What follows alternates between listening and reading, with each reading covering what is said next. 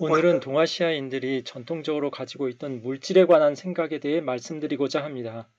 고인들이 생각했던 인체의 생리를 제대로 이해하려면 그들이 가지고 있던 물질관을 이해해야 합니다. 특히 동아시아 의학의 생리 지식은 고정 요소보다는 유동 물질, 즉 유체라고 할 수 있죠. 이 유체를 중심으로 구성되어 있는데 이러한 체내 유체의 이동이나 변화를 이해하는 데 있어 고대 물질관의 이해는 여러 가지 도움을 줄 것입니다.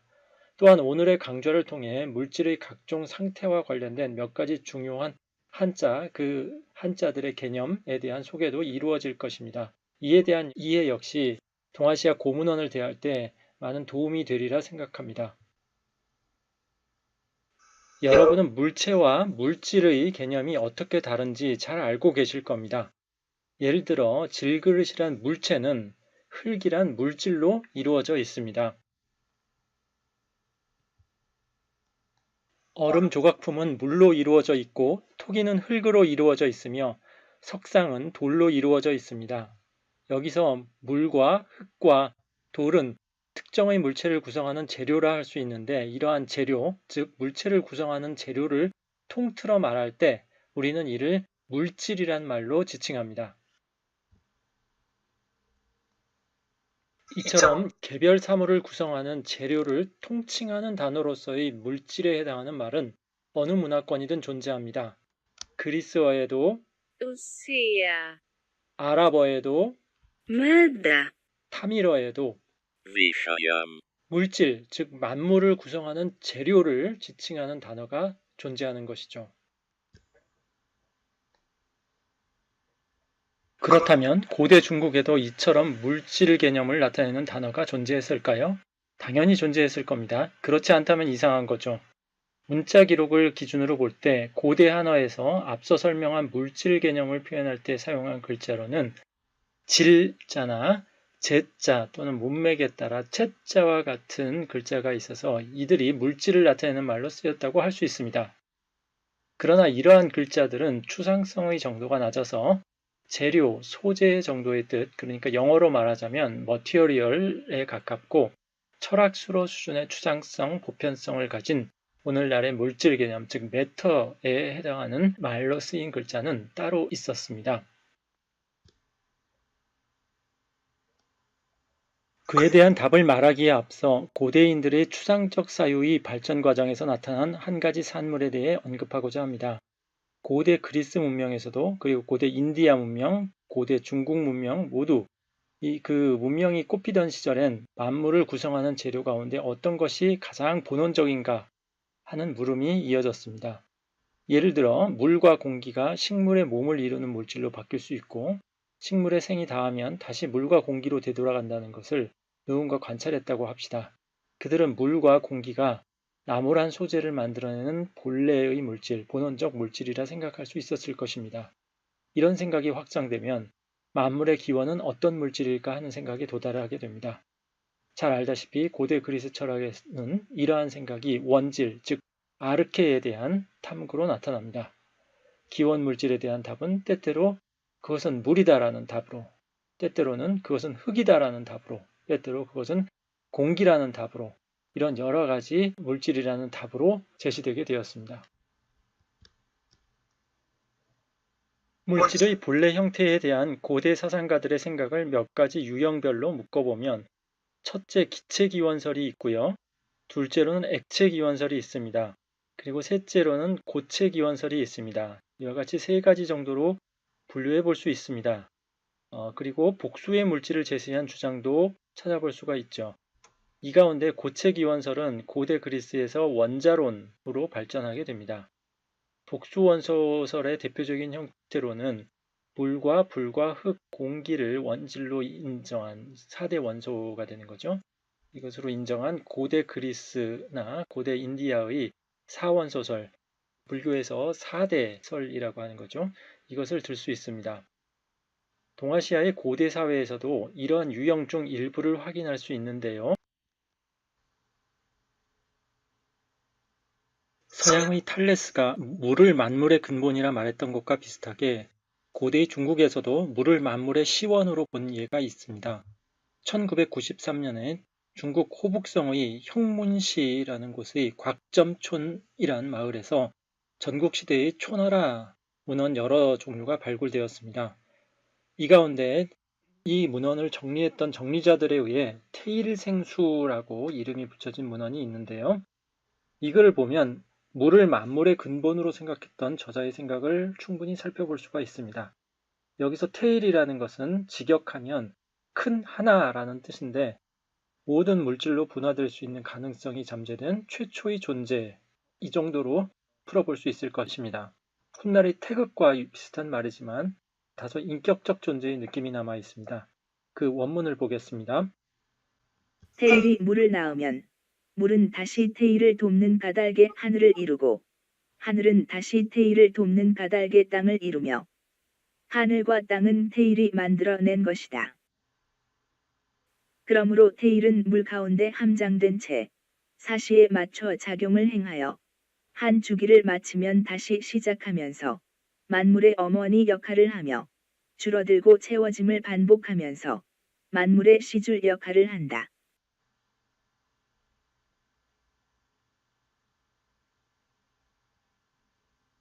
물을 만물의 근본으로 본 예는 전국시대 제나라의 명제상이었던 관중의 사상을 집대성한 문헌인 관자에도 잘 나타나 있습니다. 짤막한 관자의 원문 하나를 소개합니다.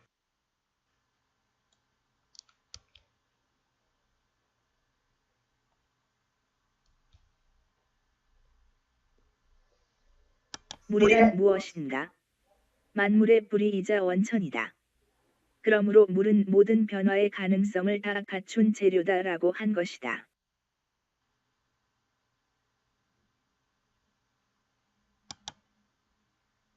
그런데 고대 중국에는 만물이 물과 같은 액체에서 비롯되었다는 생각보다는 기체에서 비롯되었다는 생각이 더 널리 퍼져 있었습니다. 사실 세계 각국의 고대 문명에는 거의 빠짐없이 우주 생성에 대한 설명이 등장하는데요. 고대 중국인들도 우주의 생성에 관한 답을 하고자 했고요. 그 답을 보면 흔히 기로부터 하늘과 땅이, 그리고 하늘과 땅으로부터 만물이 이루어졌다는 순서로 우주 생성 과정이 묘사되어 있습니다. 이렇게 만물의 근본이 되는 기체 상태의 물질을 으뜸이 되는 기라 하여 원기라 부르기도 했고, 순수한 기, 핵심이 되는 기라 하여 정기라 부르기도 했습니다. 몇 가지 문헌에서 그러한 설명의 예를 살펴보겠습니다.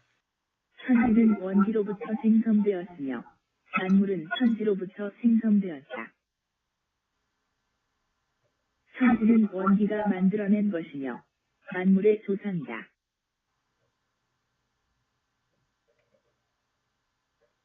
원기는 혼돈의 상태에서 스스로 존재하였다가 한데 뭉쳐 하늘을 이루었다. 이를 하나라 이름한다.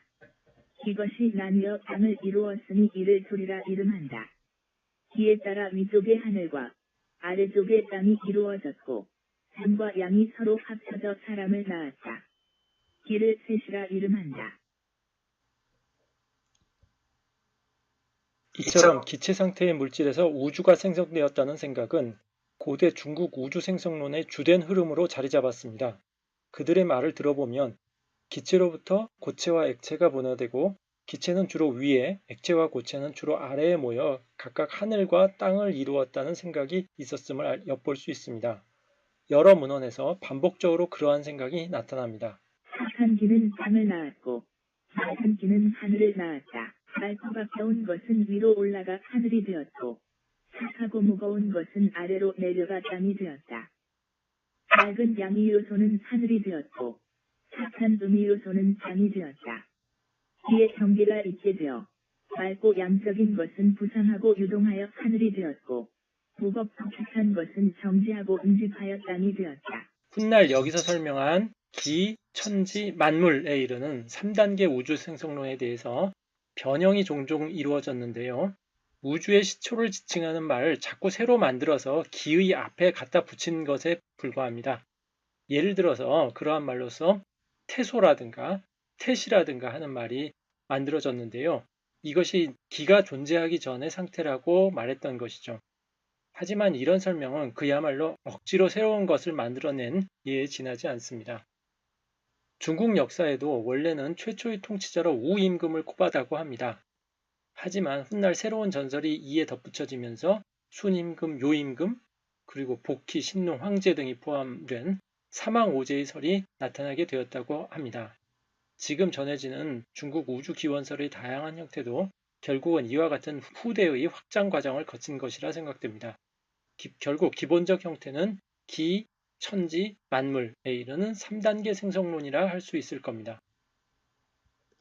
우주 생성 과정에서 기체가 여러 물질로 분화하였듯이 현재의 자연계에도 그러한 물질 변화의 과정은 끊임없이 존재한다고 고인들은 생각하였습니다. 이러한 물질 변화의 과정 또한 모두 기라는 것이 변화하여 이루어지는 과정인 것이죠. 호안 시대의 사상가 왕충은 그의 대표작 논영에서 그러한 생각을 아름답게 표현하였습니다. 하늘은 위에 덮여 있고 땅은 아래에 누워 있다. 아래에 기가 증발하여 올라가고 위에 기가 아래로 내려오면서 만물은 그 사이에 스스로 태어난다. 이러한 생각은 전근대 시기의 동아시아 사회에서 일관되게 유지되었던 보편적인 생각이었습니다. 기로부터 만물이 생성되었다는 생각에 힘입어 기는 만물을 구성하는 진료의 통칙, 즉 보편적 개념의 물질에 해당하는 추상적 의미를 획득하게 됩니다. 이 슬라이드의 예문에 등장하는 기가 그러한 사례입니다. 그런데 이러한 문맥에서의 기는 만물을 구성하는 재료라는 뜻과 함께 그것의 원형이 기체라는 정보를 함께 담고 있습니다. 천하를 통틀어 존재하는 것은 하나의 기일 뿐이다. 태허에는 기가 없을 수 없으며 기는 모여들어 만물이 되지 않을 수 없고 만물은 흩어져 태허가 되지 않을 수 없다. 그것이 모이고 흩어지는 것은 변화 가운데의 일시적 모습일 뿐이다. 그것이 모이면 시각에 감지될 수 있어 모습이 나타나게 되고 모이지 않으면 시각에 감지되지 않아 모습이 없게 된다. 그것이 모였을 때 어찌 일시적인 것이라 하지 않을 수 있겠으며 그것이 흩어졌을 때 곧바로 없다고 말할 수 있겠는가? 결론을 내려보자면 고대 중국에서 물질의 개념을 표시하기 위해 사용했던 말이 바로 기였다는 것입니다. 기가 물질의 일종이라든가 기가 물질적 측면을 가지고 있다는 말이 아니라 기란 말 자체가 물질이라는 말과 같은 말이라는 뜻입니다.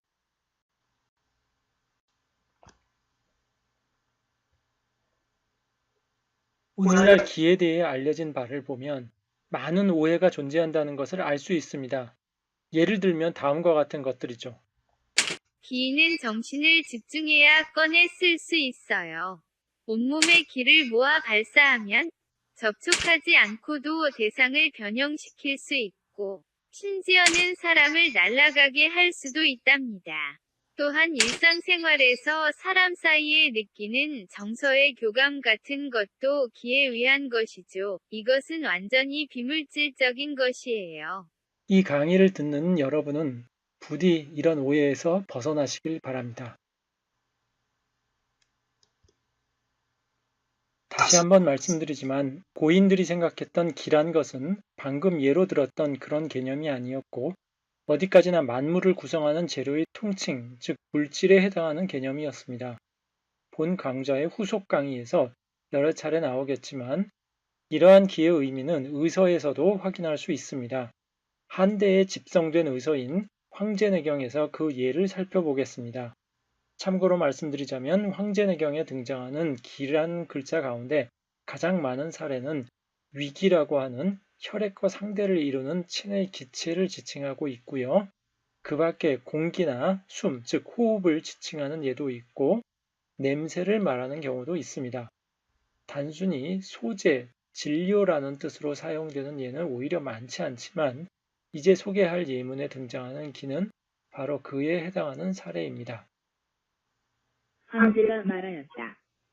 사람이 술을 마시면 술도 곡식과 마찬가지로 위로 들어가는데 이제 곡식은 소화되지 않았는데도 소변이 홀로 먼저 배출되는 것은 그러한 것입니까?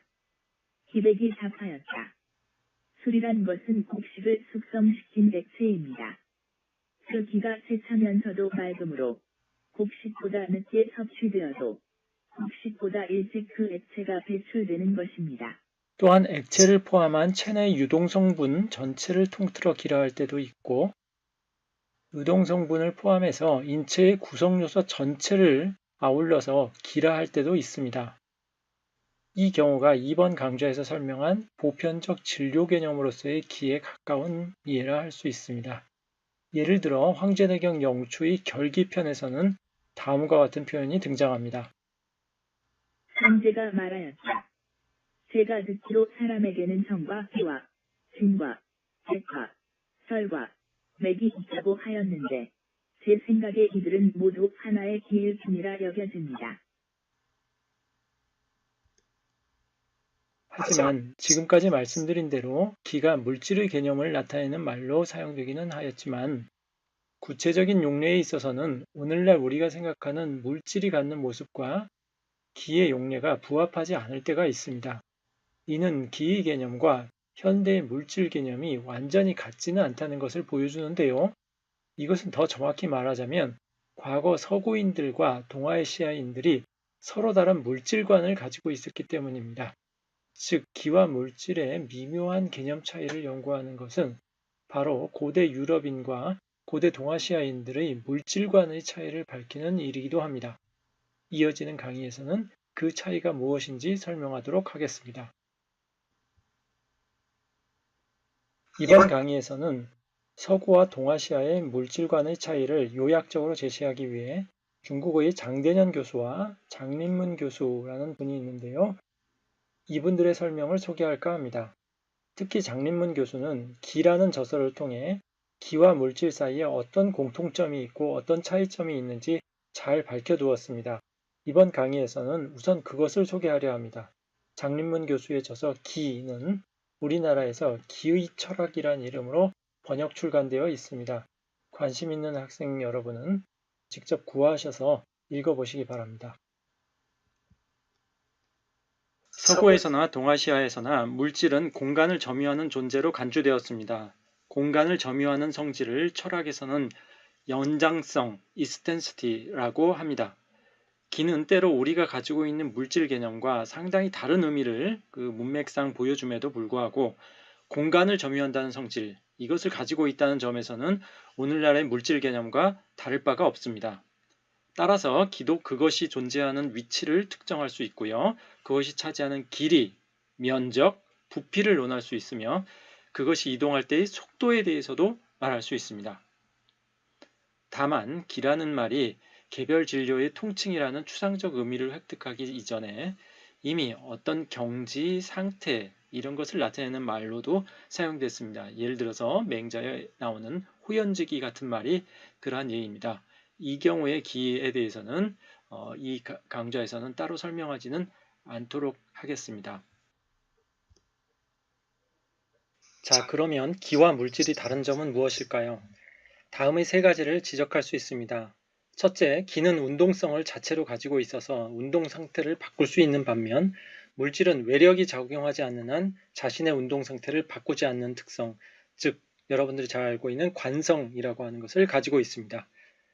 둘째로 기는 하나의 공간을 두 가지 기가 공유할 수 있다는 이런 특징이 있습니다. 반면 물질은 상호 침투가 불가능한 거죠. 이게 원자 수준에서 생각을 해보십시오. 이러한 특성이 있습니다. 기의 이러한 그 상호 침투 가능한 특성을 장린문 교수는 가입성, 들어갈 수 있다 해서 가입성이라고 불렀습니다. 셋째로 기는 공간을 빈틈없이 채우고 있는 반면에 물질은 그 구성요소, 즉 원자가 띄엄띄엄 공간에 분포하는 형식으로 공간을 차지하고 있다 하는 것이 차이가 되겠습니다. 주의할 점은 여기서의 물질 개념은 오늘날의 물질 개념, 오늘날의 물리학에 바탕한 물질 개념이라고 하는 것입니다. 물질의 불가입성, 불연속성이 분명하게 제시된 것은 고대 그리스의 데모크리토스 이후에 나타난 것이긴 하지만 이게 명확하게 된 것은 현대적인 원자 모형이 확립된 이후에 이렇게 됐다라고 할 수가 있고요. 또 물질의 관성이 분명하게 제시된 것도 갈릴레이 이후에 이루어진 일입니다. 제가 물질과 대비하여 가지고 있는 첫 번째 차이점으로서 제 강의에서는 동태성이라고 하는 것을 꼽았는데요. 우선 그에 관해 설명해 보려고 합니다. 자, 질문을 하나 던져보겠습니다. 자연계에 존재하는 사물의 가장 자연스러운 운동 상태는 어떠한 것일까요? 대개 사람들은 정지해 있는 것이 운동하고 있는 것보다는 더 자연스러운 상태, 즉 물체의 원래 상태라고 생각합니다. 여기에 외부의 힘이 작용하면 물체는 비로소 운동을 한다고 생각을 합니다.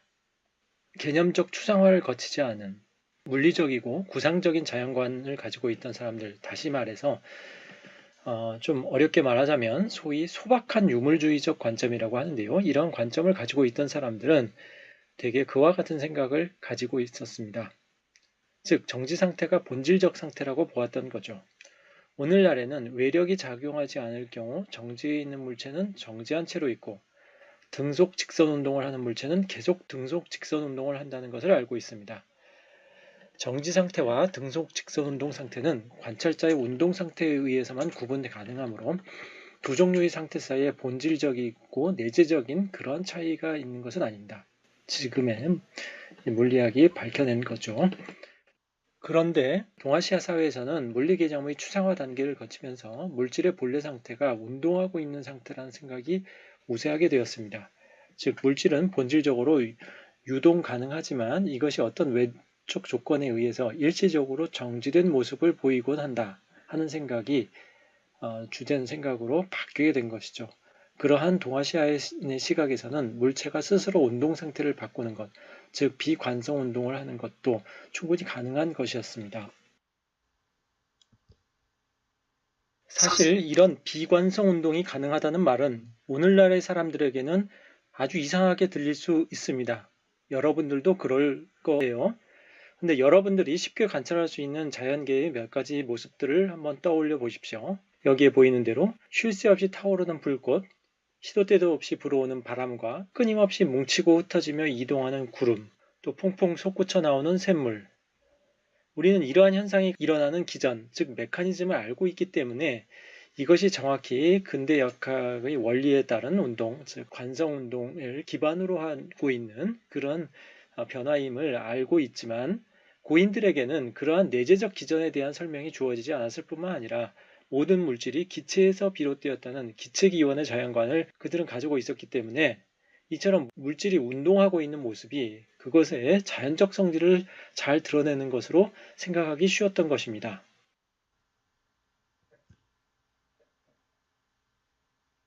그런데 현대 중국 과학사 서적을 보면 종종 고대 중국인들도 관성의 개념을 가지고 있었다라는 설명을 하고 있는 것을 볼 수가 있습니다. 예를 들어서 다음과 같은 설명을 여러 책에서 확인할 수 있습니다.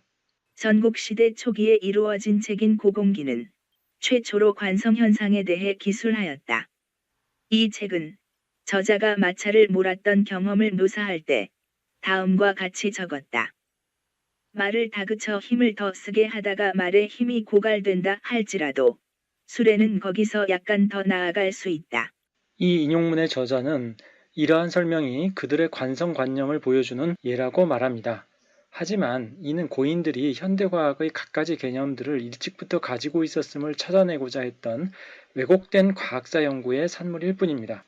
관성 개념이 근대 과학에 자리 잡기 전에 서구인들은 기동력설, 소위 임페투스 시어리라고 하는 기동력설을 견지하고 있었는데요.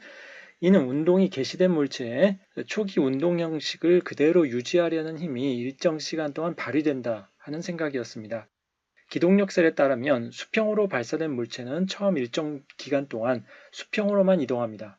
또한 끈에 매달려 원운동을 하던 추가 끈에서 떨어져 나가게 되면 일정 시간 동안 곡선 궤도를 그리고 나서 직선으로 날아가게 됩니다. 물론 이것은 실제와 부합하지 않습니다. 하지만 여기서 인용한 고공기의 문장은 기동력설의 생각을 표현한 것이라 보아도 전혀 문제가 없는, 즉 기동력설의 사고방식으로도 충분히 설명 가능한 그런 현상입니다. 따라서 이러한 예를 통해 고대 중국에 관성의 개념이 있었다라고 주장하는 것은 과도한 주장일 뿐입니다. 사실 물체의 운동에 대한 고대 중국인의 생각은 기동력설 이전의 학설, 즉 아리스토텔레스의 운동관에 더 가깝습니다.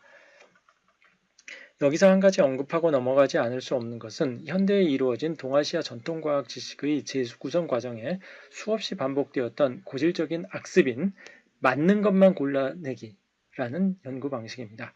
고인들의 자연에 대한 지식 가운데에는 옳은 것도 있고 틀린 것도 있습니다. 그러나 오늘날의 동아시아 과학사 서적을 보면 지금을 기준으로 옳은 것들만 골라서 이렇게 오래전에 우리 선조들도 이런 것을 알고 있었다 하는 것을 과시하는 내용이 그 주종을 이루고 있습니다. 이러한 행위는 그저 자기 만족을 위한 행위로서 이런 연구를 통해서는 그 연구 경험이 아무리 많이 축적된다 하더라도 우리의 지식은 현대의 것에서 한 발자국도 앞으로 나갈 수가 없습니다. 즉 지금 알고 있는 것을 고전에서 확인하는 것일 뿐이죠. 게다가 고인들의 자연과에 대해 매우 편협한 이해를 이러한 해석들은 만들어내게 됩니다. 제가 이 강좌를 개설한 동기도 이러한 잘못된 연구 경향이 동아시아 해부 생리학설의 연구에 만연되어 있다는 데 있었습니다. 관성이란 특성 이외에 기와 물질 사이에 존재하는 또 다른 차이점은 소위 가입성의 여부입니다. 가입, 들어갈 수 있다라는 말인데요. 조금 길게 풀어 말하자면 진료 사이에 상호 침투가 가능한가에 대한 생각의 차이입니다. 동아시아 사람들이 생각했던 기는 가입성을 갖고 있었습니다. 즉 하나의 기가 다른 종류의 기에 침투하여 한 공간에 공존할 수 있었던 것이죠. 하나의 공간을 두 종류의 기가 점유할 수 있다는 것입니다. 반면 물질은 가입성이 없습니다. 하나의 공간을 두 종류의 물질이 동시 점유할 수는 없는 것입니다. 거시적으로는 두 물질의 혼합이 가능하지만 미시적으로 볼 때 물질의 구성 요소, 즉 원자들은 하나의 공간을 두 개의 원자가 공유할 수 없는 것이죠. 이처럼 기는 가입성을 가지고 있는 반면 물질은 불가입성을 가진 그런 차이가 있는 것입니다. 명나라 때의 과학기술자였던 송응성이라고 하는 인물은 이러한 가입성을 그의 책에서 잘 보여준 바 있습니다. 그 문장을 살펴보도록 하겠습니다. 물고기는 물 속에서 생장하는데 반드시 물 밖의 공기를 이용해야만 목숨을 부지한다. 물이 잠시라도 외기에 접촉되지 않으면 이를 물이 죽었다고 하는데 물고기도 그에 따라 죽게 된다. 시험 삼아 물을 개작 하나에 넣어 모든 틈을 메우고 여러 각이 지나 그 물고기를 일으켜 살펴본다면 물고기는 죽어 있을 것이다. 이러한 설명을 보면 당시의 사람들이 물과 공기라고 하는 두 종류의 서로 다른 물질이 한 공간을 공유할 수 있다라고 생각했던 것을 알 수 있습니다. 이와 같은 기의 가입성이라고 하는 성질은 동아시아의 의학 문헌을 이해하는 데도 참고가 됩니다. 예를 들어서 간은 혈을 저장하고 있다라고 하는데요. 그래서 간장혈이라고 말하죠. 이것은 간이라고 하는 실질장기 안에 혈액이 머금어져 있다라고 하는 이야기입니다. 이것을 현대 한의학에서는 여러 가지 추상적인 의미로 다르게 해석을 하지만 원래의 본래적인 의미는 이러한 물리적으로 간이 혈액을 저장하고 있다는 의미였다고 생각이 됩니다. 그러한 예는 여러 군데에 보이는데요. 예를 들어서 소문의 해정미론에 보면은 읍체자 뇌야 뇌삼위체라고 해서 콧물이라고 하는 것이 뇌와 같은 물질이다. 즉 뇌가 스며 나와서 콧물이 된 것이다 라고 하는 설명을 볼 수가 있습니다. 또 뇌나 척수를 구성하는 물질이 음식물로부터 기원했다라는 것을 설명하면서 영추의 오룡진액별 편에서는 위로부터 그러니까 위장으로부터 흡수된 음식물의 진액이 척수관으로 들어와서 이것이 뇌나 척수를 보충하는 그런 역할을 한다라고 설명을 하고 있습니다. 이처럼 어떤 공간을 스며 나가거나 어떤 공간을 다른 실질 조직과 함께 메우고 있다는 설명이 여러 곳에서 보이는데요. 이와 같은 물질의 가입성은 의서의 여러 곳에서도 반복적으로 나타나고 있는 것입니다. 동태성 그리고 가입성에 이어서 기가 물질에 대해서 갖는 또 다른 특징은 기의 연속성이 있다 하는 것입니다. 서두에서 잠깐 말씀드렸지만 지금의 물질과는 물질이 원자로 이루어져 있다라고 설명을 하고 있죠. 원자는 공간을 띄엄띄엄 점유하고 있습니다. 반면 기는 공간을 온전하게 꽉 채우고 있는 거죠.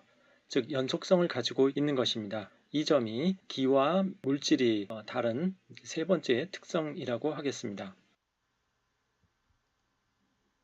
앞서 기에 동태성이 있다라고 이야기를 했는데요.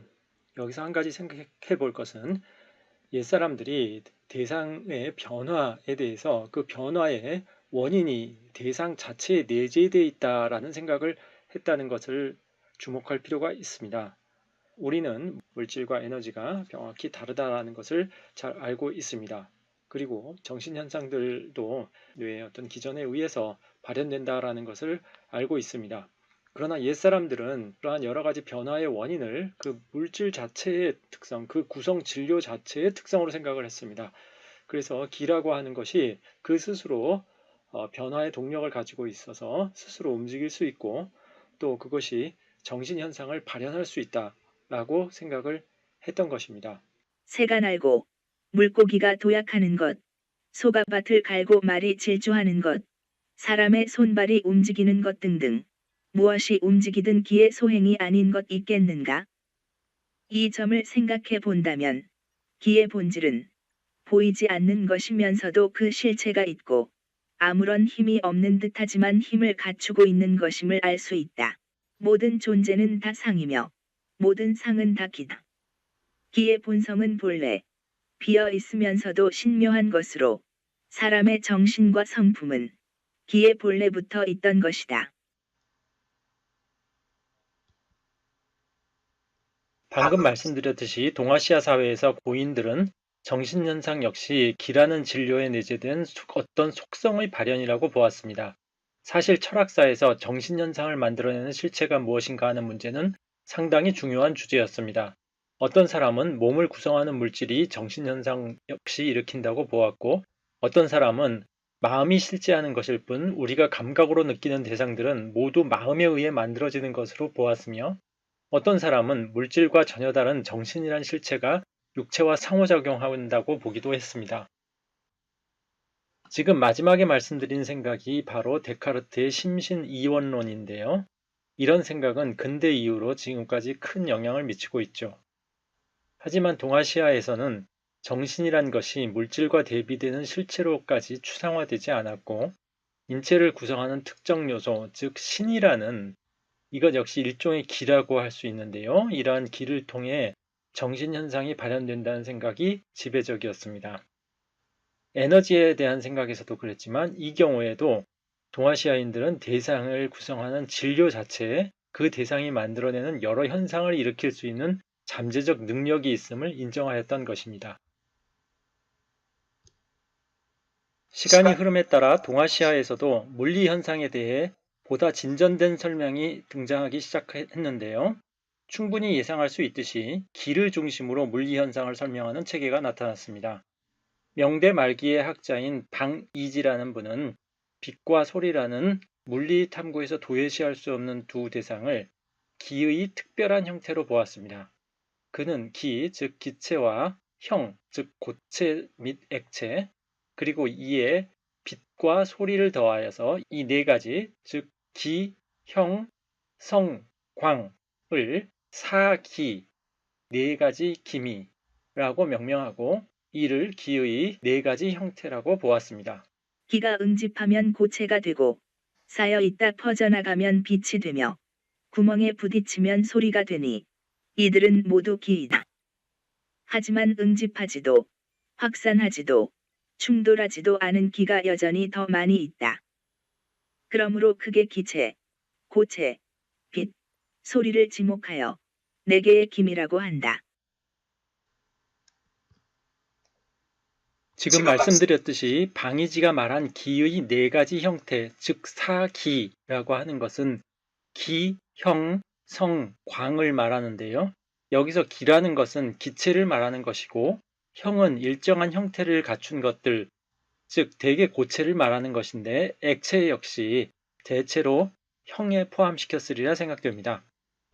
기체, 고체, 액체, 즉 소위 물질의 3태를 기의 한 형태로 본 것은 종래 동아시아인들의 설명과 다르지 않은 것이지만 광과 성, 즉 빛과 소리를 기의 특별한 형태로 보았다는 것은 그의 독특한 지적이었다 할 수 있습니다. 다만 방이지 이전에도 동아시아에서 빛과 소리의 실체에 대해 탐구한 사람이 있었다면 대개 그것은 기의 일종이라 말했으리라 생각됩니다. 이어지는 슬라이드에서 빛과 소리에 대한 고인들의 생각을 좀 더 구체적으로 알아보겠습니다. 오늘날의 입장에서 볼 때 빛에 대한 탐구는 빛의 속성 자체에 대한 탐구, 즉 물리광학 연구의 탐구와 직진하는 광선으로서의 빛에 대한 기하학적 탐구, 즉 기하광학 연구의 탐구로 나눌 수 있는데요. 동아시아 과학사에서도 두 방면의 탐구가 있었으리라 생각됩니다만 현재의 문헌 자료로 보면 기하광학적 탐구의 흔적이 보다 고대의 문헌에 일찍부터 나타납니다. 일례로 전국시대 사상가 묵자, 즉 묵적은 당시에 이미 바늘구멍 사진기를 만들어 여러 가지 실험을 한 것으로 보입니다. 여기에 그의 말을 옮겨보겠습니다. 그가 바늘구멍 사진기를 통해 광선의 궤적에 관한 기하광학의 주제에 생각이 미쳤음을 엿볼 수 있습니다. 영상. 빛이 사람에게 갈 때 화살이 날아가듯 사람을 비추므로 아래에 있는 사람은 위에 있게 되고 높은 곳에 있는 사람은 낮은 곳에 있게 된다. 발은 아래의 빛을 가림으로 위쪽의 상을 형성하고 머리는 위쪽의 빛을 가림으로 아래쪽의 상을 형성한다. 서구에서는 르네상스 시대부터 화가들에게 애용되었던 바늘구멍 사진기가 훗날 렌즈를 이용한 사진기 그리고 렌즈와 필름이 갖추어진 오늘날의 필름 사진기로 발전했던 것과 달리 아쉽게도 동아시아 사회에서는 전국시대에 만들어졌던 바늘구멍 사진기가 후대에 제대로 전승되지 못하고 중간중간 몇몇 학자들에 의해 새롭게 그때그때 고안되며 단절적으로 역사에 흔적을 남겼던 것 같습니다. 북송의 과학자 심괄은 묵자가 말했던 바늘구멍 사진기의 도립상, 즉 거꾸로 만들어지는 상에 대해 몽개필담에서 다시 언급하고 있습니다. 그러나 심괄이 말한 내용을 보면 그의 관찰은 묵자의 관찰과 달리 바늘구멍 사진기 자체를 만들어 관찰한 것이 아니라 우연히 형성된 구도에서 이루어진 도립상을 언급한 것임을 알 수 있습니다. 솔개가 공중을 날아갈 때 그 그림자는 솔개를 따라 이동하지만 간혹 그 빛이 창에 묶이게 되면 솔개와 그 그림자는 연결이 되어 솔개가 동쪽으로 가면 그림자는 서쪽으로 가게 되고 솔개가 서쪽으로 가면 그림자는 동쪽으로 가게 된다. 또 창의 틈으로 들어온 것이 누각이나 탑의 그림자라서 중간에서 이 그림자가 창에 묶이게 되면 누각과 탑이 모두 뒤집혀 드리워진다. 명대에 이르르면 조우흠이라는 학자는 조건을 다양하게 바꾸어가며 바늘구멍 사진기의 영상을 연구합니다.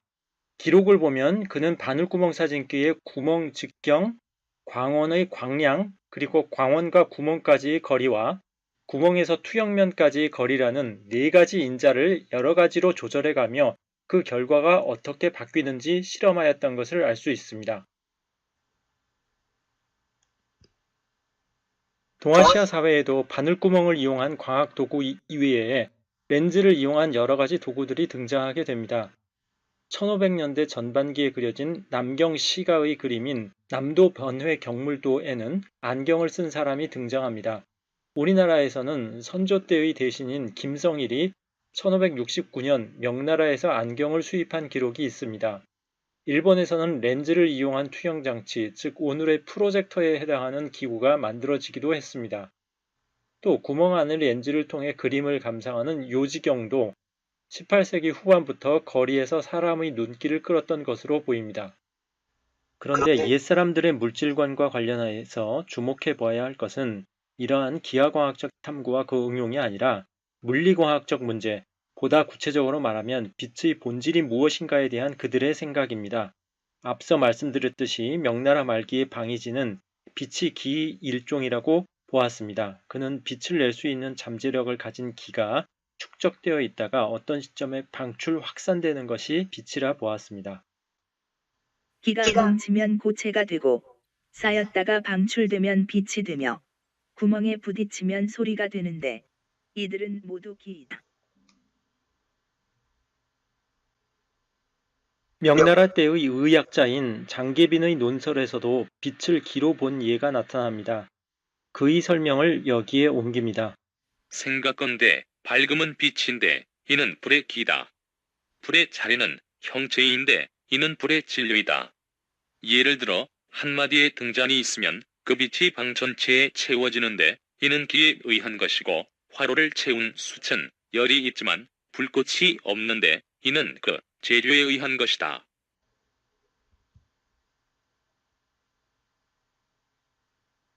방해진은 광론이라고 하는 빛에 관한 전문적인 논술을 남겼는데요. 이 책에서 그는 빛의 본질에 관해 좀 더 구체적인 설명을 하고 있습니다. 그의 설명을 보면 빛이 기라는 것은 앞서 말한 것과 동일하지만 우리가 빛을 관찰하는 곳에 있는 공기에 빛이 발생할 잠재력이 있으며 이것이 다른 요인, 예컨대 촛불이나 태양에 의지하여 격발된다는 생각을 하였음을 알 수 있습니다. 동아시아 과학사에서 빛의 본질에 관한 논의가 이후 어떻게 전개되었는지에 대해 저는 잘 알고 있지는 못합니다만, 고인들이 빛의 속도를 측정하는 실험을 하게 되었다면 여기 소개한 방이지의 견해는 아마도 수정이 불가피하지 않았을까 합니다. 생각건대 광원에서 공기로 전달되는 것이 무엇인지에 관한 좀 더 구체적인 탐구를 전개하였을 겁니다. 불은 손에 잡히는 부분이 없지만 물체에 의지하여 빛을 내고 이것을 자신의 실체로 삼는다. 이는 마치 마음에 몸뚱이가 없지만 사태에 의하여 이치를 드러내어 마음의 표징과 실마리로 삼는 것과 같다. 금은 밤에 날이 저물어 어둡게 되면 땅덩어리가 태양을 가리지만 허공은 스스로 빛을 낸다. 기는 본래 빛을 가지고 있는데 이 빛은 태양이나 불을 빌려 방출된다. 즉 기가 빛의 실체가 되는 것이지 태양이나 불이 실체가 되는 것이 아니다. 그러므로 태양이나 불이 미치지 못하는 곳, 빈 창의 허공에도 모두 빛이 있으며 이는 간접적으로 전달된 빛인 것이다. 하지만 태양을 반사한 빛은 노랗고 불을 반사한 빛은 붉은데 이는 본디 그 부류를 좇는 것이며, 달과 별의 빛은 희고 들판의 인광은 푸르며 암실의 빛은 검은데 이는 빛이 전달되면서 줄어든 것이다. 빛과 마찬가지로 고인들은 소리 역시 기의 일종이라고 보았습니다. 명대의 과학기술자 송응성은 공기의 진동에 대해 언급하고 있는데, 오늘날 동아시아 과학사에서는 그가 공기의 진동을 소리의 본질이라 생각했다고 말하지만 여기에 대해서는 조금 더 진전된 연구가 필요하리라 생각됩니다. 사람과 동물은 기를 얻어 살아가고 기가 있어야 그 후에 비로소 소리가 있게 되며 소리는 다시 기로 되돌아간다. 그러므로 물체가 기체로 변화될 때는 점진적 변화가 쌓여야 기체로 돌아가지만 소리가 기로 바뀌는 것은 순간적으로 일어난다. 공기와 물은 똑같이 잘 움직이는 물질이다. 돌을 물에 던지면 수면에서 돌에 맞은 자리는 한 번 솟아오르고 말지만 그 물결은 차례로 퍼져나가 사방으로 한 끼를 넘게 진행하고도 정지하지 않는다. 공기를 진동시켰을 때도 마찬가지다. 단지 미세하여 들리지 않을 뿐이다. 고인들의 생각은 진공, 즉 아무것도 없는 빈 공간이 있을 수 있는가 하는 문제에도 미쳤습니다. 동아시아의 전통에서 거의 대부분의 학자들은 진공의 존재를 부정하는 입장을 취했습니다. 태허가 기라는 것을 안다면 무라는 것은 없는 것이다. 빈 곳은 모두 기다.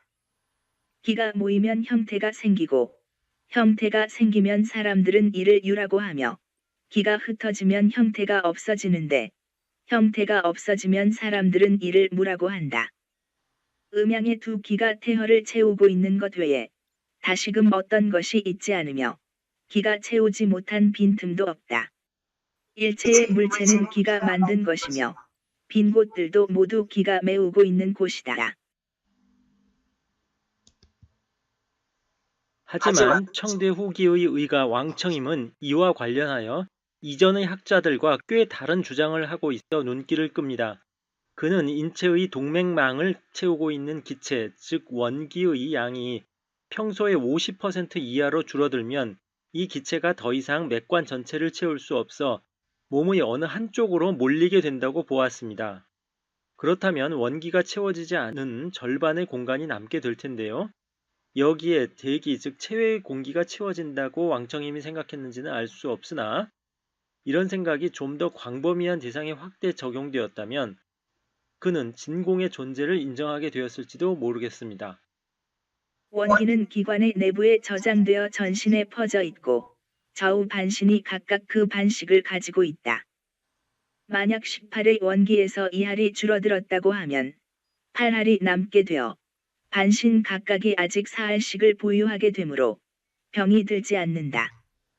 만약 5할이 줄어들어 5할만 남으면 반신 각각의 단지 2할 반만이 남게 된다. 이때는 반신불수를 겪지 않더라도 벌써 기허의 증상이 나타나지만 아프거나 가렵지 않으므로 환자 스스로 깨닫지 못한다. 이때 원기가 조금이라도 줄어들기만 하면 경락에 자연히 기가 없는 틈새가 생기게 되므로 그 기가 한쪽으로 몰리는 것을 면하기 어렵다. 과학사에서 진공의 문제는 꽤 중요한 주제인데요. 동아시아 사회에서 진공을 인정하는 견해를 찾아보기 어려웠던 것과 달리 서구의 지식인 사이에는 진공이 존재한다는 생각과 그렇지 않다는 생각이 둘 다 제시되었습니다. 원자설을 주장한 데모크리토스는 원자 사이가 완전한 허공, 즉 진공이라고 생각했습니다. 그러나 아리스토텔레스는 완전한 빈 공간이란 존재하지 않는다고 보았고, 더 후대의 학자인 아랍의 과학자 알파라비도 좀 더 구체적인 입장에서 진공을 부정하였습니다. 하지만 토리첼리 이후 진공 상태가 현실에서 구현되면서 사람들은 진공이 가능하다는 것을 인정하게 되었습니다. 기는 정보 전달을 매개하는 매체로 인식되기도 했습니다. 지금까지 몇 차례 언급하였던 청대후기의 의가 왕청임의 저서인 의림개착을 살펴보면 기억과 사유의 중추가 뇌라는 그의 생각이 분명히 나타나 있는데요. 이 뇌로부터 혀로 어떤 정보가 전달되어야 말하기에 필요한 적절한 혀의 동작이 구현될 겁니다. 저자 왕청임은 그것이 뇌와 연결된 관, 지금의 해부학적 지식으로 보자면 뇌경동맥에 해당하는 맥관을 통해 혀로 뇌의 기가 전달됨으로써 이루어진다고 보았습니다. 이처럼 고인들의 기에 대한 생각은 그것을 통해 정보가 전달될 수 있다는 생각에도 이르게 되었습니다. 혀 안에는 원래 2개의 관이 있어 안으로 뇌의 기와 통하는데 이 관이 곧 기관이다. 이 관이 기의 왕래를 가능하게 하여 혀를 움직여 말을 할 수 있게 한다. 기를 중심으로 한 고대 동아시아인의 물질관에 대한 생각은 이 정도로 소개하도록 하겠습니다. 이어지는 강좌에서는 그들의 물질관을 이해하는 데 관련된 주요한 한자와 그 개념에 대해 설명하려 합니다. 이번에는 고대 동아시아의 물질관을 이해하는 데 관련된 몇 가지 인접 개념에 대해 소개해 보고자 합니다.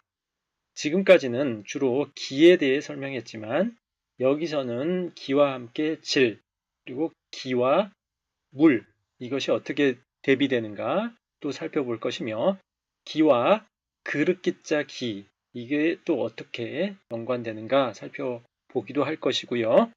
그리고 마주칠 때마다 이해가 쉽지 않은 글자인 기계 기자, 이것은 또 무슨 뜻인지 살펴보겠습니다. 그리고 형, 채, 신과 같은 이런 한자에 대해서도 설명하고 서로 비교해 보도록 하겠습니다. 먼저 물이란 글자에 대해 그 개념을 정리해 보겠습니다. 물이란 글자는 나 아자와 대비되어 쓰일 때도 있고요. 사람 인자와 대비되어 쓰일 때도 있습니다. 나 아자와 대비되는 개념으로서의 물은 대상 또는 객체를 말합니다. 즉 아란 것이 나, 주체 이런 이름이라면 물은 그에 상대되는 대상, 객체란 뜻이 되는 거죠. 한편 물자가 인자와 대비되어 사용될 때도 있는데요. 이 경우에 물은 사람을 제외한 생물, 주로 동물이란 뜻을 갖습니다. 조선시대 학술 논쟁의 한 주제였던 인물성 동리론이란 것에 대해 들어본 사람이 있을 겁니다. 이것은 사람의 성과 동물의 성이 같은가 다른가 하는 데 대한 논의였는데요. 여기서 물이 바로 동물이란 뜻으로 사용된 물자입니다. 이 밖에 물은 질자와 대비되어 사용되기도 합니다. 이 경우 물은 개별 사물, 즉 물체를 가리키고 질은 이에 대비하여 물체를 이루는 재료, 즉 물질을 가리킨다고 할 수 있습니다. 사실 철학적 논의의 맥락이 아니라면 물질을 지칭하는 데 더 흔히 사용된 말은 기자가 아니라 이 질자였다고 할 수 있습니다. 형이란 글자도 그 해석에 주의를 기울여야 할 글자인데요. 우선 형이란 글자가 귀신 신자와 대비되어 사용될 때가 있습니다. 이 경우 형은 우리의 몸을 가리키고 신은 정신활동을 일으키는 인자를 가리킵니다. 앞서 말씀드렸듯이 고인들은 신 역시 기의 일종이라 생각했습니다. 다음으로 형이 체와 대비되어 사용될 때가 있는데요. 이 경우 형은 어떤 물체의 겉모습이나 그 대상 전체를 말하는 의미라면 체는 그 대상의 구성 요소들이나 구성 소재를 가리킵니다.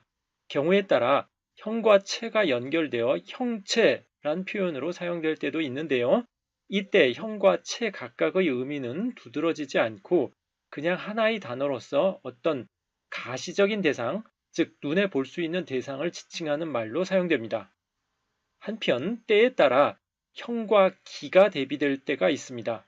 이 경우 형은 대상 자체, 개체를 가리키고요. 기는 구성 물질을 의미합니다.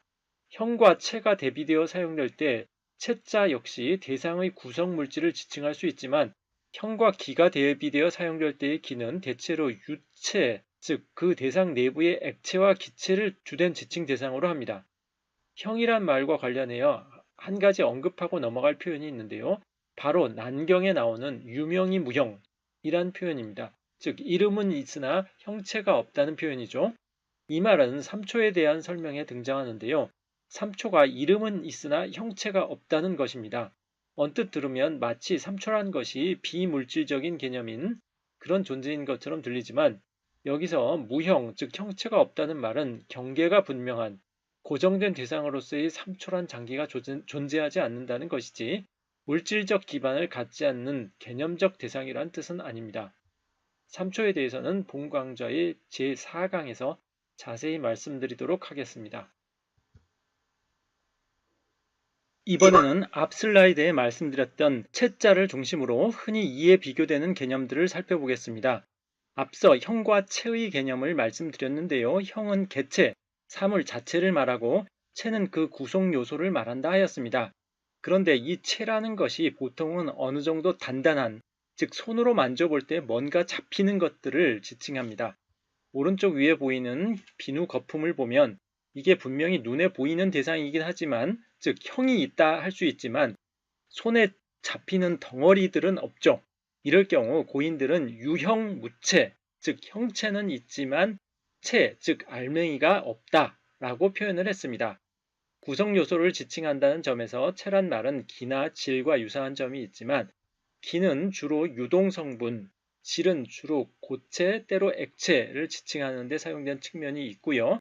이에 비교해 볼 때 체는 주로 단단한 구조물들을 말할 때 사용된 측면이 있습니다. 한편 전통적으로 체란 말을 쓸 용자와 흔히 대비를 이루는 말이었습니다. 그래서 체용이라고 하는 것이죠. 이는 일상 용어라기보다는 학술적 수로로 사용된 예인데요.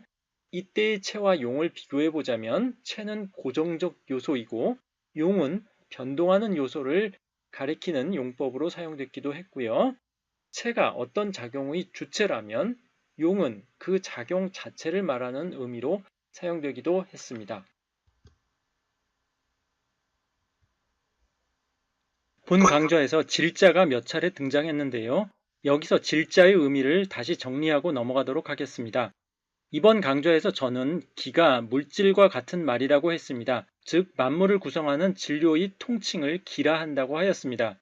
그런데 기란 말은 그와 같은 의미로 사용될 때도 있고 더 좁은 의미로 사용될 때도 있어서 다양한 포괄 범위 내지는 의미의 층차를 가지고 있습니다. 송대의 유학자인 주희는 기지정자 위기, 탁자 위질이라 하여 기중에서 맑은 것이 기이고 탁한 것이 질이다 라고 하였는데요. 여기서 인용문 중에 첫 번째에 등장하는 기는 지금의 물질과 같은 의미의 기라 할 수 있고요. 두 번째로 등장하는 기는 이보다 좁은 의미의 기, 즉 기체를 말하는 것이라 할 수 있습니다. 이 인용문에 등장하는 질이란 글자는 협의의 기에 대비하여 고체 또는 액체를 지칭하는 말로 사용된 것입니다. 19세기 조선의 철학자였던 최한기도 비슷한 설명을 하고 있는데요. 그는 기가 단단하게 뭉치면 질이 되고 질이 녹으면 다시 기가 된다고 하였습니다. 여기서 기는 기체, 질은 고체를 말한다 할 수 있는데요. 사실 고인들이 현실에서 기체로 이루어진 물체라는 것을 접할 수는 없었을 것이므로 일상 언어에서 물질의 개념을 표현하는 글자로는 질이란 글자가 주로 쓰일 수밖에 없었습니다.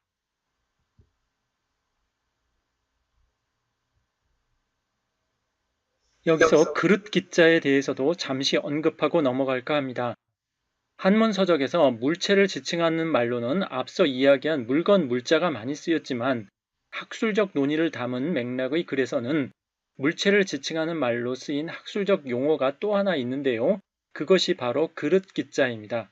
기자는 원래 그릇을 말하는 글자이고 철학적 수로로 사용될 때는 물체를 말하는 것이지만 여기에는 그 형태가 바뀌지 않는다는, 그 형태가 고정적이라는 의미적 맥락이 덧붙여져 있다고 말할 수 있습니다.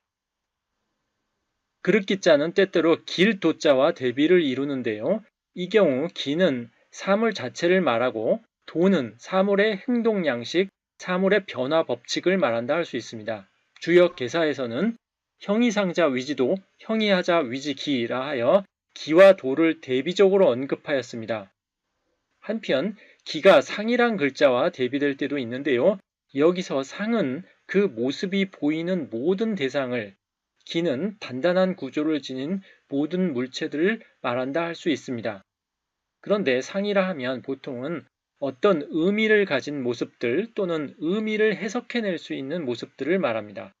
상의 개념은 한의학에서도 비중을 갖고 있는데요. 본 강좌의 10강에서 조금 더 설명하겠습니다.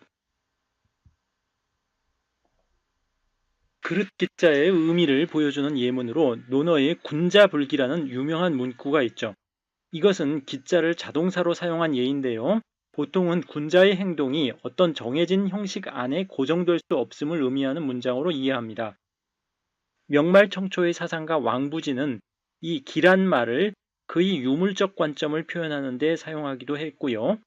정신의 영속성을 부정한 논설인 신멸론이라는 글을 쓴 남북조 시대의 사상가 범지는 마음이 아니라 신체 장기로서의 심을 보다 분명하게 지칭하기 위해 심기란 표현을 쓰기도 했습니다.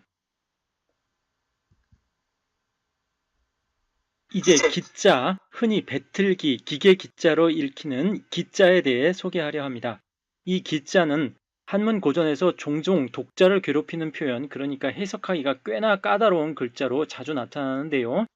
기본적으로 설문해자에 등장하는 허신의 정의가 이 글자의 의미를 가장 잘 말해준다고 생각합니다. 허신은 주, 발, 위지, 기라고 하여 발, 그러니까 움직임의 개시를 관장하는 요소를 기라 한다고 정의하였습니다. 꽃의 개화나 화산의 분화와 같이 어떤 변화가 격발되는 데는 그것을 일으키는 주체, 그것을 일으키는 요인이 분명히 존재할 거라 생각할 수 있는데요. 이처럼 변화를 격발시키는 배우의 요인을 일러 기라고 하였습니다. 단옥제는 설문해자의 주에서 이런 기자의 의미를 조금 더 풀어서 설명하고 있습니다. 기가 구체적인 사물을 지칭하는 말로 사용될 때도 있는데요. 일례로 기는 쇠뇌, 즉 석궁의 방화쇠를 지칭하는 글자로 사용되기도 합니다. 고대 중국에서 쇠뇌의 방화쇠는 꽤 정교하게 만들어진 장치였는데요. 이민족에 이것의 얼개가 알려지는 것을 철저히 금했을 정도로 군사적으로 중요성을 갖는 발명품이었다고 합니다. 황제내경 소문 보명전용론에는 보교, 횡로, 기어, 발기라 하여 기자가 방화쇠의 의미로 사용된 예를 보이고 있고, 황제내경 영초의 첫 편인 구침 12원 편에는 해석하기가 꽤나 까다로운 문장인 지기도자 불가교이발 부지기자 고지불발이라는 문장에 기자가 등장합니다. 구침 12원 편의 이 문장에 대해서는 이런저런 상이한 해석이 있지만 여기서는 기자를 방화쇠로 볼 때 그 의미가 잘 통하는 것 같습니다. 엎드려 있음이 쇠뇌와 같고 일어남이 방아쇠를 당기는 것과 같다. 방아쇠의 원리를 아는 경우에는 격발되지 않도록 터럭으로 메어둘 수 없으며 방아쇠의 원리를 모르는 경우에는 방아쇠를 두드린다 하여도 격발되지 않는다. 또한 기란 글자는 어떤 사물의 중심축이나 중추를 의미하는 글자로 사용되기도 합니다. 황제내경에서 그런 의미로 사용된 예를 보겠습니다. 혀는 음성의 중추다. 음경은 몸의 중심축이며 정액의 상태가 나타나는 곳이자 진액이 배출되는 길이다. 오늘날 기자는 기계란 의미로 가장 널리 쓰이고 있는 것 같습니다. 한자 사전에서 기자를 찾으면 그 훈으로 배틀이란 훈이 나타나는데요. 고대의 배틀이란 것은 일상생활에 사용되는 기계의 대표적인 예였을 것입니다. 동아시아 과학기술사에서 기계 제작의 역사는 또 다른 흥미로운 주제입니다. 기가 추상명사로 사용될 때 동인, 그러니까 움직임을 일으키는 근원적 요인이라는 의미로 사용될 때가 많은데요. 이때 해석이 좀 어렵습니다. 이 슬라이드 예문에서 기자의 의미를 잘 새겨보시기 바랍니다. 기의 교류에서 변화가 생기는데 이것이 천지의 동인이 된다. 신묘한 회전은 원래의 위치로 돌아오지 않으며 돌아온다면 굴러가지 않게 되고 이에 따라 그 동인을 잃어버리게 된다. 내부에 뿌리를 둔 생물을 신기라 하는데 신이 떠나면 움직임의 근원도 멈춘다. 외부에 뿌리를 둔 생물을 기립이라 하는데 기가 멈추면 변화가 끊어진다. 대기가 한번 쇠약해지면 출입이 그쳐 신기가 소멸되며 승강이 멈춰 기립이 위태롭게 된다. 기자에는 실말이나 단서라는 뜻도 있고 어떤 일의 조짐이라든가 장차 어떤 일이 일어날 기미라고 할 때의 기미, 조짐을 의미하는 글자로 기자가 사용될 때도 있습니다. 여기에 소개하는 예문에 등장하는 기자가 그런 의미로 사용된 것이라 생각되는데요. 우리말로 옮겨보면 좀 어색한 의미가 되는 것이 사실입니다.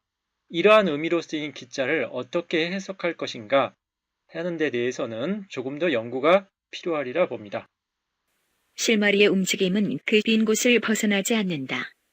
허공 속의 실마리는 맑고 고요하며 미세하다. 그 실마리가 다가오는 것을 맞이할 수 없고 그 실마리가 떠나는 것을 쫓아갈 수 없다. 최고 법칙의 실마리는 가까우면서도 미세하나 그것이 다가오는 것을 볼 수 있고 그것이 떠나는 것을 쫓아갈 수 있다. 앞서 말씀드린 대로 기자는 움직임이 개시될 때 그 사물의 내부에서 일을 일으키는 요인 내지 배후 요소라는 의미를 갖기 때문에 어떻게 보면 현대인들이 생물을 바라보는 기본적 시각인 소위 구조 기능 도식에서의 구조에 해당하는 의미로 보일 때도 있습니다. 그렇게 해석될 때 잘 해석되는 문장들이 많이 있습니다. 그러나 현대인들과 달리 과거 동아시아인들은 사물의 움직임을 설명할 때 반드시 그 내부 구조를 상정하지는 않았습니다.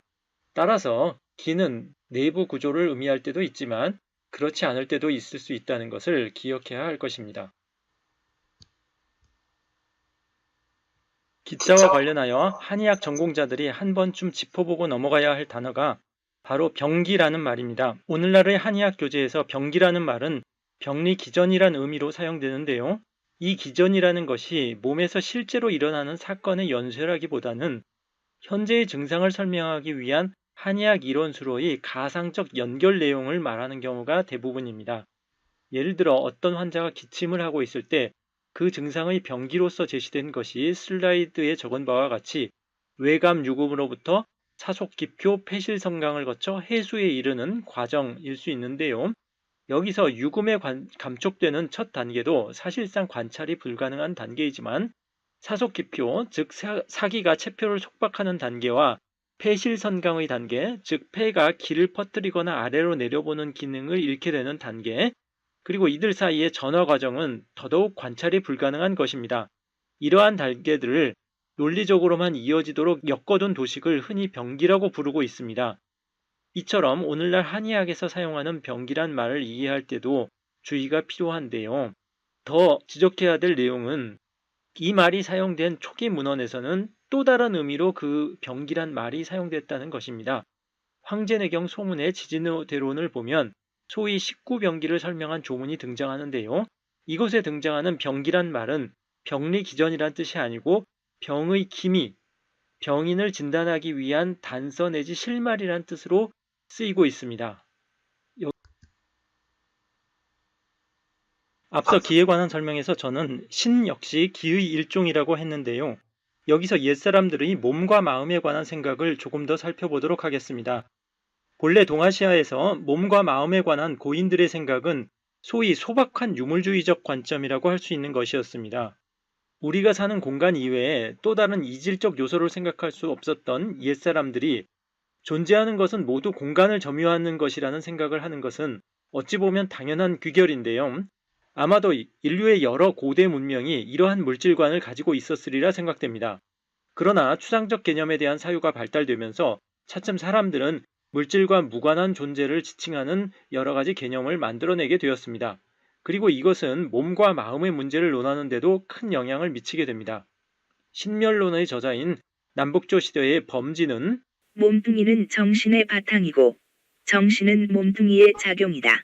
정신이란 것이 몸에서 발현된다는 것을 분명히 말했으나 송대의 주인은 이에는 지각이 없으나 기가 모여 몸을 만들고 이가 이 기와 합쳐지면 이가 몸으로 하여금 지각할 수 있게 한다. 이처럼 이라는 추상적 요소가 지각을 일으킨다는 주장을 하였습니다. 서구에서 근대의 심신이원론이 나타나게 된 것은 추상적 사유의 고도화를 통해 우리가 접하는 물리적 공간의 대상과 전혀 다른 정신현상의 요소들을 정밀하게 분리해냄으로써 가능했다고 생각합니다. 한자 문화권에서는 마음을 심이라 하였는데요. 이 심자는 마음을 뜻하는 글자이기도 하지만 심장을 의미하는 글자이기도 합니다. 때문에 고문원에서 마음을 말할 때는 심장과의 연관이 자연스럽게 남아있곤 했는데요. 이로부터 벗어나 순수한 정신을 지칭하는 개념을 분리해내고자 하는 사상가도 나타나게 되었습니다. 조선 후기의 사상가 정약용의 논설을 보면 그러한 문제의식이 잘 드러나 있습니다. 정신과 형체가 오묘하게 합쳐져 비로소 사람을 이룬다. 그러므로 정신에 대해 옛 경전에서는 개괄적으로 이름을 붙여 신이라 하였으나 이 역시 그렇게 명한 것일 뿐이며 소위 허령한 지각의 주체에 대해서는 한 글자의 고유 명칭이 없었다. 후세의 정신을 구분하여 말하고자 하는 자들은 때로는 다른 글자를 가차하기도 하고 여러 글자를 붙여보기도 하였으니 심이라고도 했고 신이라고도 했으며 영이라고도 또 혼이라고도 한 것이 모두 가차하여 말한 것이다. 정신과 형체가 오묘히 합쳐져 작용이 일어나는 곳에는 어디든 혈기가 따라오게 되므로 이에 혈기의 주관자를 빌려 자아의 통칭으로 삼은 것이지 7 구멍이 뚫려 있고 감과 같이 매달려 있는 그것이 자아라고 한 것이 아니다.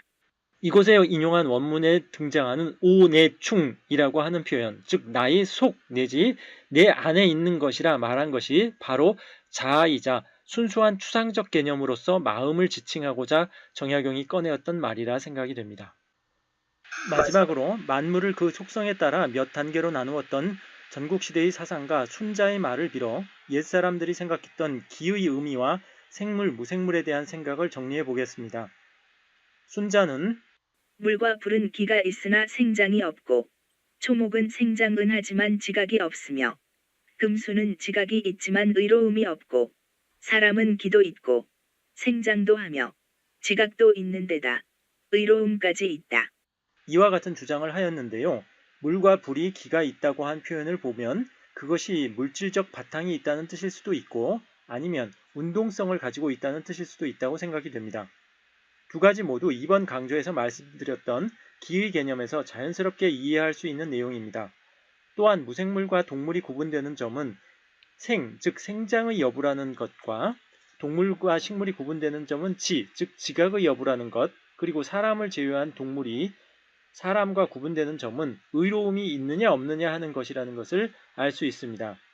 사람 이외의 동물과 사람을 구분해주는 특성으로 의로움을 들었던 것은 오늘날의 입장에서 보면 쉽게 납득하기는 어려운 점이지만 순자가 육아의 사상가로서 그가 가치 있게 생각한 인간의 특성이 무엇이었을까를 생각해 보면 어느 정도 이해할 수 있는 주장이기도 합니다. 자, 이상의 강좌를 통해 저는 고대 동아시아인들의 물질관을 이해하는 데 필요한 몇 가지 핵심적 개념을 말씀드렸습니다. 오늘 공부한 내용을 토대로 동아시아의 고대 생리학에 다가가 본다면 좀 더 수월하게 그 내용을 이해할 수 있을 것입니다. 오늘 강좌는 여기서 마치도록 하겠습니다. 수고하셨습니다.